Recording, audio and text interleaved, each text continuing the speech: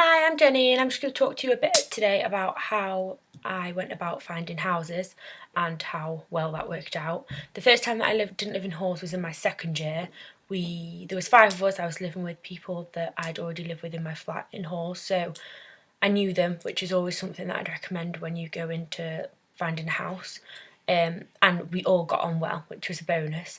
However, being first years, when we were looking for houses, we did have a massive panic and rush, thinking that if we didn't find a house by November, December time, we weren't going to get one, which I'd say for next time, take your time. The house we ended up in was not ideal in every way, shall we say. When we moved in, the hob didn't work and the microwave was deemed electrically unsafe.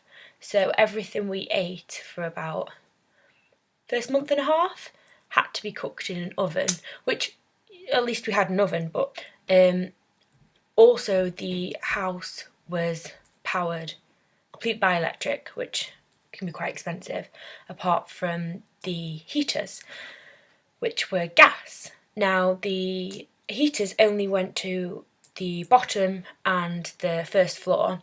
Me and one other housemate were on the top floor, which was the attic room, and the only heater we had was a less than efficient electric heater. It was no good, really, it was no use, and obviously that was really expensive to power as well. And even with those on, because the attic conversion hadn't been done very well, there was no insulation in the house that area. I remember one January of second year, revising, and I had thermals, pyjamas, ski socks, which are the really, really thick ones you can get, then slippers, jumpers, then a blanket, and then we had to invest in some gloves where you can still use your, like a slidey keyboard mouse thing through the fingers and thumbs, because we couldn't work without gloves because our hands were so cold. And although the landlord was a really nice man, he decided that he wanted to fix everything in the house himself. I think all we ever saw him do was repeatedly come and paint the same window, but there was a lot of damp. The plasterboard was crumbling, especially in the kitchen, which was really bad. There was no extractor fan or anything in the bathroom, so to stop the bathroom getting damp, we had to leave the bathroom window open permanently, which during winter was not good, coming out of a shower into the freezing cold. We did end up living there third year, because at this point we thought, oh, all student houses like this, they're all rubbish. So we thought, well, it's better to know our demons, it's better that we live here and we know how to deal with the different problems that the house has.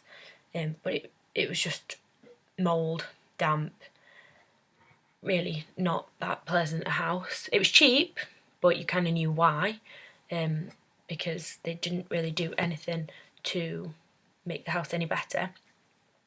I'm now doing a master's, and we used the Bangor University online housing list to find the one I'm in now, and it's amazing. I couldn't really flaunt this house. It's really well looked after, really well cared for, well insulated and well. It's just a really, really nice house. So if for anyone looking for a house, my recommendations would be just take your time, because there's not a shortage of houses in Bangor.